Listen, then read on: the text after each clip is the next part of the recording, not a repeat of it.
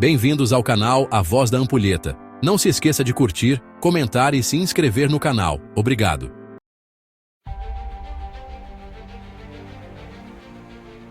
Como era a sociedade na Grécia, Roma e Idade Média? Quem manda? Quem obedece? Essas perguntas ecoam pela história, desde as ágoras gregas até os nossos dias. Na Grécia, a autoridade era idealmente uma expressão da vontade coletiva dos cidadãos. Na Grécia Antiga, em Roma e na Idade Média, a música do poder tinha melodias e instrumentos próprios. Quem compunha a sinfonia da sociedade? Quem dançava conforme a música? Imagine Atenas, berço da democracia. Em Atenas, por exemplo, o poder era legitimado pela participação direta no espaço público, a ágora, onde os cidadãos votavam, discutiam e decidiam. Mas cuidado, nem todos eram convidados para o banquete político. A legitimidade vinha do fato de que todos os homens livres tinham o direito e o dever de participar da vida política. Isso os tornava parte do poder. Em Esparta, a música era marcial, com guerreiros disciplinados e um ritmo de vida rígido. Já em Roma, a melodia era grandiosa, imperial, com imperadores, gladiadores e um senado que ditava as regras do jogo. A autoridade era mista, primeiro baseada na tradição aristocrática, o chamado mos maiorum, depois combinada com o poder do senado e dos magistrados. Com o tempo, especialmente na transição para o império, a autoridade se concentra no imperador, que passa a ser visto como alguém com poder quase sagrado. A legitimidade passa do coletivo para o carisma e a posição do imperador, sustentado pelo exército e por uma espécie de culto imperial. E na Idade Média, a Igreja Católica era a maestrina, conduzindo a vida social e espiritual com seus dogmas e ensinamentos. Ao longo da história, a orquestra social se transforma. Na Idade Média, a autoridade passa a ser vista como vinda de Deus. O rei reina por direito divino, e é apenas o braço terreno de um plano espiritual. Mas os ecos do passado ainda ressoam. O poder não é mais coletivo nem conquistado. É herdado ou concedido por nascimento e bênção divina. A Igreja é parte central disso. Ela valida o poder dos reis e também exerce seu próprio poder sobre o povo. Acompanhe-me nesta viagem no tempo e descubra como as estruturas de poder do passado moldaram o mundo em que vivemos. Prepare-se para questionar, comparar e, quem sabe, até reconhecer as melodias do passado no ritmo acelerado do nosso tempo. Afinal, entender o passado é iluminar o presente e compor um futuro mais justo e harmônico. Na Grécia Antiga, duas cidades brilhavam como faróis, Atenas e Esparta. Na Grécia, a lei era pensada como racional, feita por cidadãos para os cidadãos. Mas, cuidado com as letras miúdas. Apenas homens, nascidos em Atenas e maiores de idade, eram considerados cidadãos. Mulheres, estrangeiros e escravos eram excluídos da folia democrática. Atenas, vibrante e culta, orgulhava-se de sua democracia. Porém, enquanto Atenas exaltava a razão, o debate e a cidadania como ápices da vida humana, negava às mulheres até mesmo o direito de participar da polis, ao contrário de Esparta, onde, apesar do militarismo, elas tinham voz, terra e presença na vida pública. Paradoxalmente, em Esparta, uma sociedade forjada pela guerra, as mulheres eram preparadas para a força e a autonomia, enquanto em Atenas, berço da filosofia e da razão, a mulher era vista como irracional, frágil e destinada ao silêncio do oikos, excluída da vida política e intelectual. Isso se dava pelo fato de que, em Esparta, a visão da mulher é diferente. Ela é útil, forte e necessária para o Estado. As mulheres eram educadas fisicamente, incentivadas a serem saudáveis para gerar filhos fortes. Tinham mais liberdade, podiam andar em público, possuir terras, administrar bens. Eram respeitadas por sua função social e biológica. O Estado precisava delas para manter a elite guerreira. A liberdade não era por igualdade, mas por função estratégica dentro da lógica militarista. Em Atenas, a visão da mulher é diferente. Ela é tida como subordinada, inferior e confinada ao lar. A mulher era vista como irracional e emocional, incapaz de deliberar, por isso, excluída da cidadania. Ficava restrita ao oikos, ao espaço doméstico, aos afazeres, como cuidar da casa, tecer, procriar. O ideal era a reclusão e o silêncio. A boa mulher era a que não era vista nem ouvida. Elas não podiam votar, possuir bens ou participar de decisões públicas. Absurdo, não é mesmo? Enquanto a mulher era duramente rejeitada na política em Atenas, a lei era algo a ser discutido, modificado e até revogado por esses mesmos homens políticos. Os sofistas, pessoas que se utilizavam da linguagem de maneira leviana, colocavam a lei como convenção humana, e filósofos como Platão e Aristóteles tentavam pensar leis justas com base em uma ideia de bem comum e virtude. A lei civil era, portanto, expressão da razão e da política. Em Esparta, a vida era um quartel. A disciplina militar reinava absoluta, moldando homens e mulheres para a guerra desde a infância. A sociedade espartana era rigidamente dividida: espartiatas, a elite militar, periecos, comerciantes e artesãos, e ilotas, servos do Estado. As mulheres espartanas, apesar da dura realidade, desfrutavam de maior liberdade em comparação com suas contemporâneas atenienses. Enquanto Atenas cultivava a filosofia, as artes e a política, Esparta investia na força bruta e na disciplina militar. Dois modelos distintos, ambos com suas luzes e sombras, que nos mostram a complexidade da Grécia Antiga. Duas faces de uma mesma moeda que ecoam até hoje, nos questionando sobre os limites da liberdade e o papel do Estado na vida dos cidadãos. Em Roma, a coisa muda de patamar. A lei se torna um instrumento técnico e poderoso de administração. Surge o direito romano, com conceitos como jus civile e jus gentium.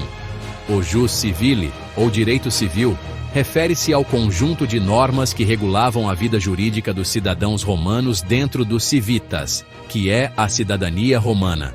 Este direito era específico para os cidadãos romanos e suas relações, abrangendo temas como propriedade, contratos, heranças, etc. Ele estava intimamente ligado à cidadania romana e, portanto, só era aplicável àqueles que pertenciam à comunidade política romana, os civis.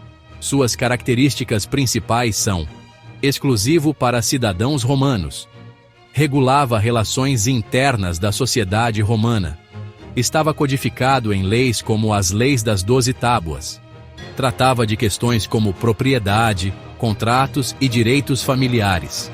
O jus civile estabeleceu as bases do direito privado moderno, especialmente no que se refere a contratos, propriedade e responsabilidade civil. Jus gentium, o direito das gentes ou direito internacional, refere-se ao direito comum que regia as relações entre os povos e as nações, ou seja, entre os estrangeiros, entre povos não romanos.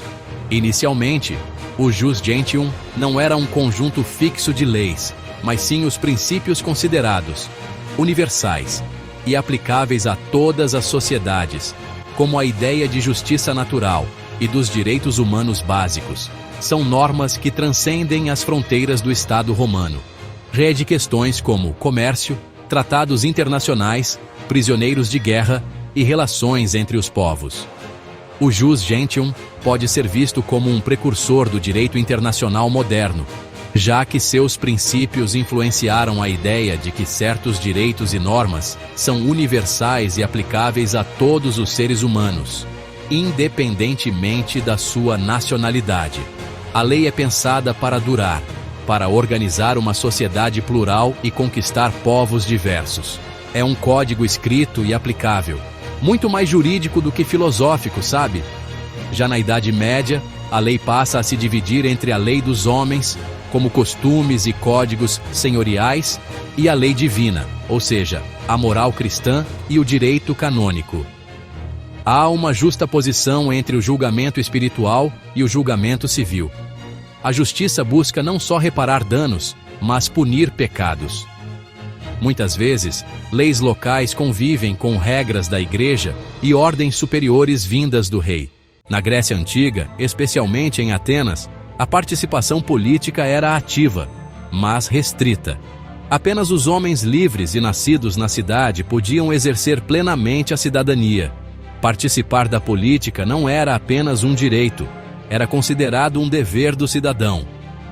Na Grécia Antiga, especialmente em Atenas, haviam os idiotés, termo que designava alguém privado, um cidadão que não participava da vida pública, que não se envolvia nos assuntos da polis, assuntos como política, aquele assunto que seus familiares evitam tocar, temas discutidos nas assembleias, câmaras e palácios, sobre aquelas leis e as decisões coletivas, como transparência pública. O idiota, para o grego, era quem não gostava de política. Era o contrário de polités, o cidadão ativo. Resumindo, quem se afastava da política era chamado de idiota ou idiotés. A evolução da palavra para o sentido moderno de idiota é justamente alguém alheio à realidade coletiva, um egoísta, um desinformado ou inútil para a cidade. Para o grego, a vida pública era essencial para a formação do indivíduo e da cidade. Em Roma, a participação política foi mais ampla durante a República, com comícios e tribunais permitindo a atuação direta dos cidadãos. Contudo, ao longo do tempo, essa participação foi diminuindo. Com o Império, a política se transforma em um espetáculo. O povo assiste, mas não tem mais poder de decisão.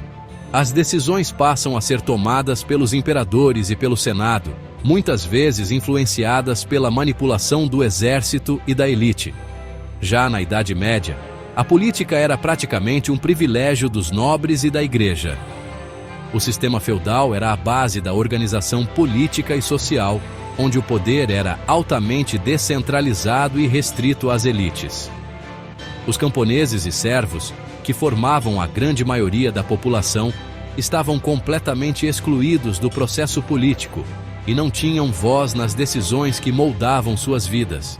Ao contrário das formas de organização política da Grécia e de Roma, que contavam com certa centralização estatal e participação popular, como as assembleias e o Senado, a sociedade medieval era descentralizada e estruturada por laços pessoais. O poder político e militar estava fragmentado entre senhores feudais, e as relações entre suzerano e vassalo eram baseadas em lealdade recíproca e obrigações mútuas. O vassalo devia fidelidade, apoio militar e serviços diversos ao suzerano e, em troca, recebia um feudo, porção de terra que garantia subsistência e status.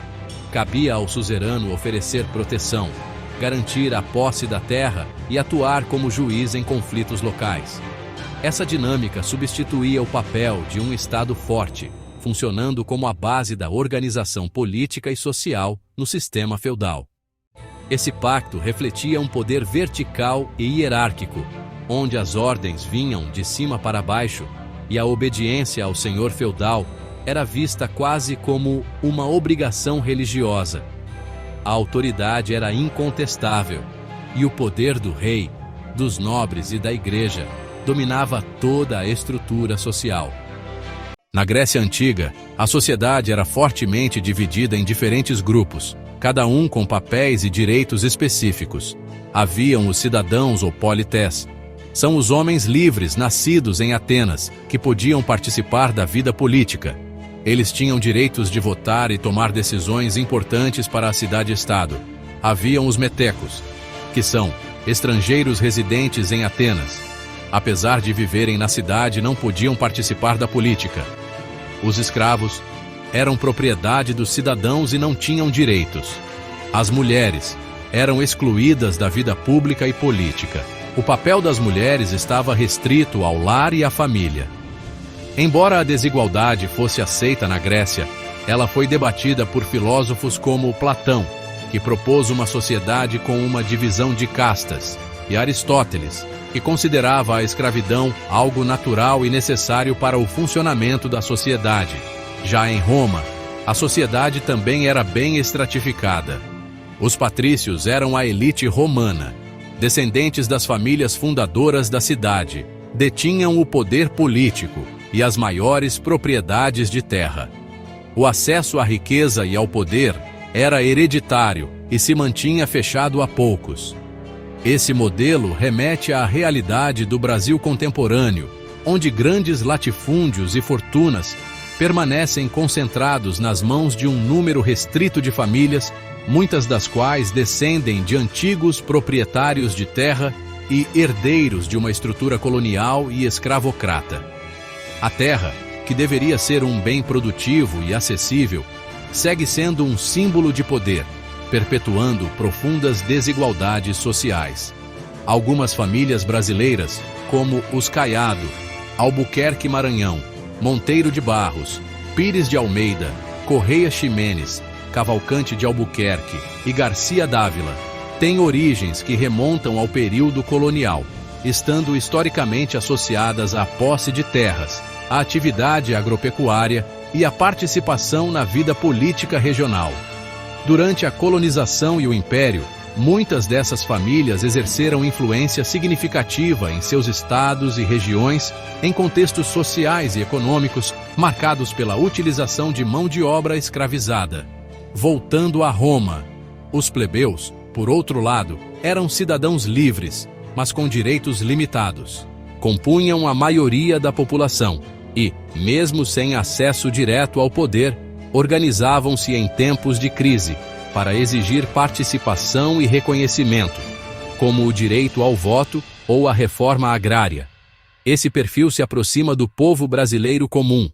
Trabalhadores, pequenos produtores, pessoas que vivem nas periferias ou áreas rurais e que lutam por mais espaço político, igualdade de oportunidades e acesso a direitos básicos.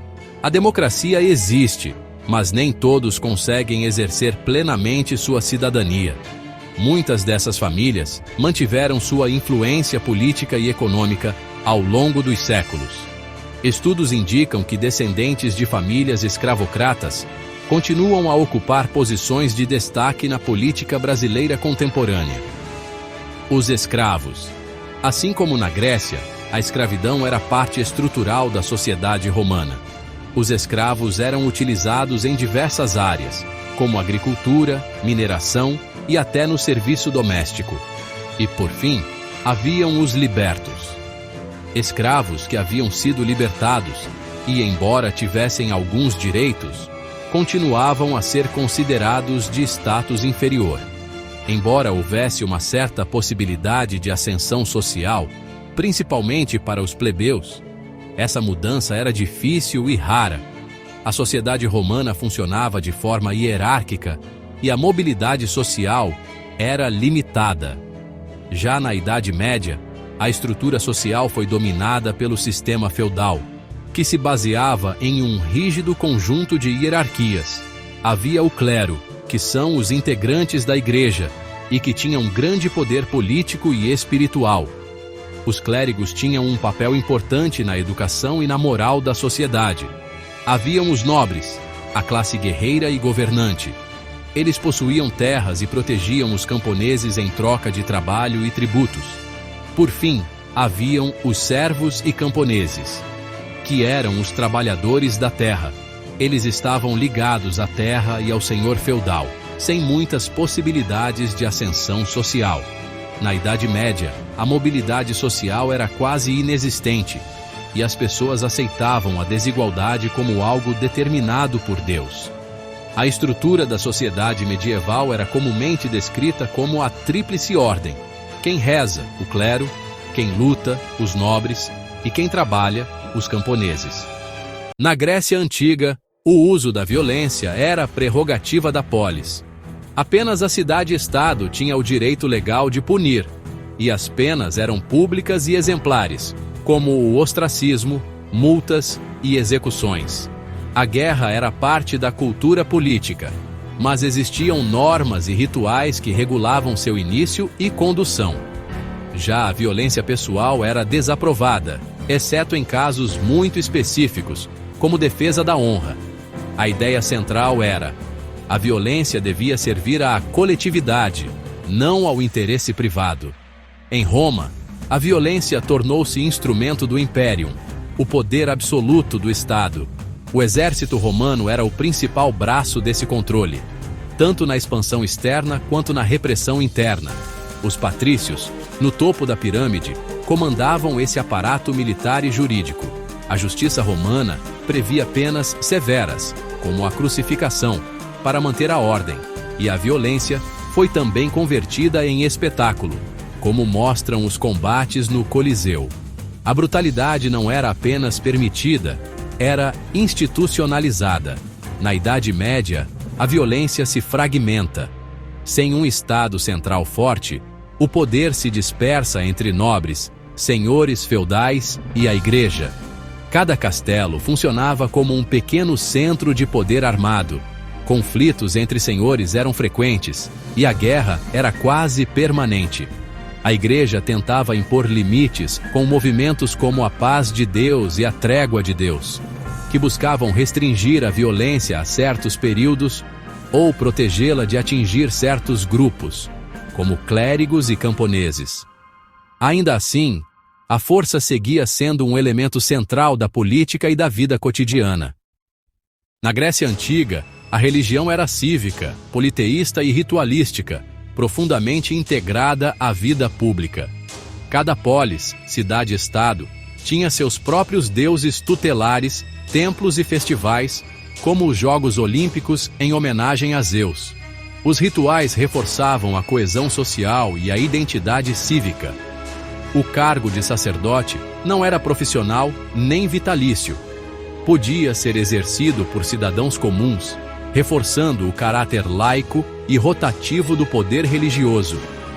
Ainda que religião e política andassem juntas, não havia uma autoridade religiosa central como o Papa na Idade Média.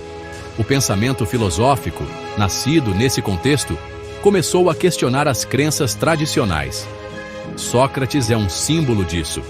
Foi condenado à morte em 399 a.C., acusado de impiedade e de corromper a juventude, uma forma de mostrar os limites da liberdade crítica diante das tradições religiosas e morais da polis.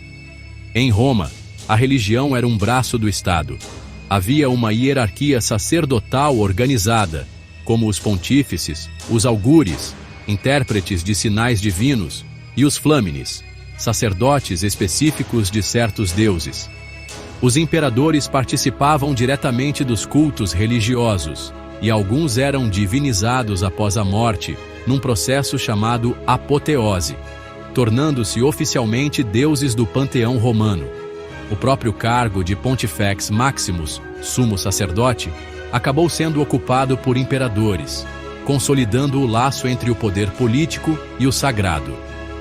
A prática do sincretismo, adotar deuses dos povos conquistados, era estratégica, promovendo a integração cultural e a estabilidade política do império. Com a expansão do cristianismo, inicialmente perseguido, Roma passa por uma reviravolta. Constantino, no Édito de Milão de 313, legaliza a fé cristã. Em 380, com Teodósio I, o cristianismo se torna religião oficial e a Igreja começa a se organizar com autoridade própria, rivalizando com o imperador em certas épocas. O imperador agora era visto como defensor da fé e da ortodoxia, o que pavimentou a transição do Império Pagão para o Império Cristão. Na Idade Média, o poder da Igreja Católica atinge seu auge. Após a queda do Império Romano do Ocidente, em 466, a Igreja se torna a única instituição transnacional estável da Europa. O Papa não era apenas líder espiritual, era também um ator político internacional. Papas como Gregório VII e Inocêncio III disputavam poder com imperadores, reis e nobres. A autoridade papal legitimava guerras, como as cruzadas, e ordenava excomunhões que isolavam reinos inteiros. O direito canônico influenciava leis civis, e a Santa Inquisição punia dissidentes. A divisão social, entre clero, nobreza e servos, era justificada teologicamente. Dizia-se que a ordem social era vontade divina. A heresia, ou seja, questionar dogmas ou a autoridade eclesiástica, era considerada crime gravíssimo, sujeito à tortura e execução. O poder religioso se tornou instrumento de controle ideológico, social e econômico. A igreja era dona de vastas terras, cobrava impostos, o dízimo, e controlava a educação, os livros e a ciência. Na Grécia, a justiça era uma busca da razão, um ideal elevado e inseparável da filosofia. Para Platão, ela significava a harmonia das partes da alma e da cidade. Uma alma justa era aquela em que razão, espírito e desejo ocupavam seu lugar próprio. Da mesma forma, uma cidade justa era aquela em que cada classe, governantes, guardiões e produtores, cumpria sua função em equilíbrio. Já para Aristóteles, justiça era dar a cada um o que lhe é devido, distinguindo entre justiça distributiva, repartir conforme mérito, e corretiva, restaurar o equilíbrio após um dano. Em ambos os pensadores, a justiça buscava o bem comum, sempre pensando em termos de virtude, equilíbrio e finalidade, chamada telos humana. A cidade, polis, era o espaço onde os cidadãos praticavam a virtude e buscavam, coletivamente, a realização do bem.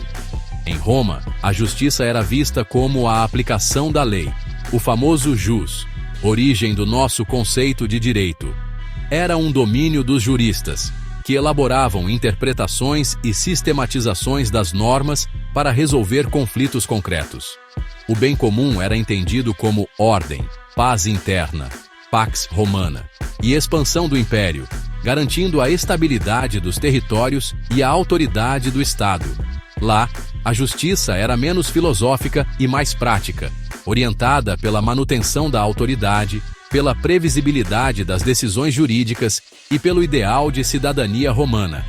Conceitos como jus civile, direito dos cidadãos, e jus gentium, direito dos povos, mostravam como o império incorporava e organizava juridicamente os diferentes grupos sob seu domínio.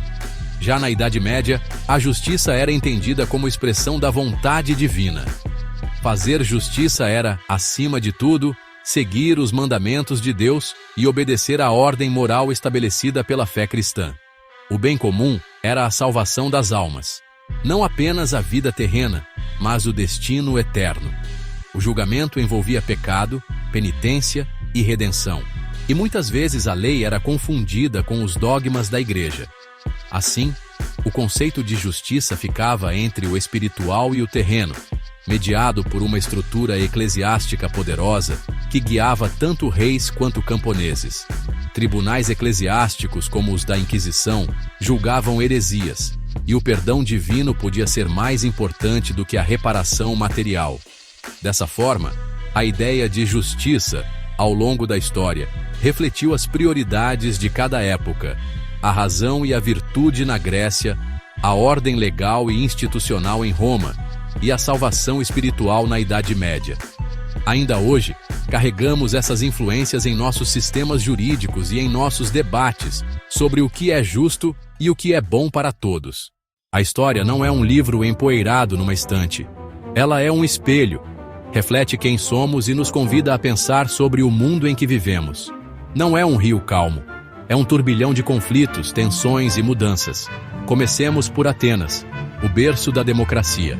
Lá, a lei era debatida na ágora, a praça pública, mas a justiça, muitas vezes, era moldada pela retórica dos mais poderosos. A democracia existia, mas era restrita. Mulheres, escravizados e estrangeiros não participavam. Ainda assim, os debates políticos deixaram um legado essencial: cidadania, participação e liberdade de expressão. A Guerra do Peloponeso, entre Atenas e Esparta, pôs fim à Era de Ouro ateniense, inaugurando um tempo de instabilidade e disputas internas. Em Roma, o poder inicialmente oscilava entre patrícios e plebeus. Dessa luta nasceram conquistas como o cargo de tribuno da plebe, defensor dos interesses populares. Mas a república foi corroída por ambições, corrupção e guerras civis. E ruiu. No lugar, ergueu-se o império. O imperador concentrava poderes absolutos e o exército se tornava instrumento tanto de conquista quanto de repressão. Na Idade Média, o cenário mudou. Com o colapso do Império Romano, não havia mais um Estado forte e centralizado. A Igreja Católica surgiu como força unificadora, detendo poder espiritual, político e econômico. Mas nem ela escapou de crises. O cisma do Ocidente dividiu a cristandade. A Inquisição puniu o pensamento dissidente. E as Cruzadas, sob o manto da fé, revelaram ambições políticas e econômicas. A sociedade era rígida e hierárquica, clero, nobreza e servos. E a fé servia para legitimar essa estrutura. Hoje, vivemos em outra era, digital, veloz, conectada. Mas será que os influenciadores, empresários e políticos de hoje são tão diferentes dos faraós egípcios ou dos imperadores romanos? Ou estariam mais próximos dos filósofos atenienses discutindo ideias em praça pública? E nós, cidadãos do século XXI, o que fazemos com esse legado? Entender como o poder foi organizado na Grécia, em Roma e na Idade Média nos ajuda a reconhecer as raízes do presente. A história nos ensina que a passividade abre caminho para a tirania, mas a ação crítica, consciente e coletiva constrói a liberdade e o bem comum. O tempo todo, a história está nos perguntando: de que lado você está? Não é só uma aula, é um convite a agir, a pensar, a resistir.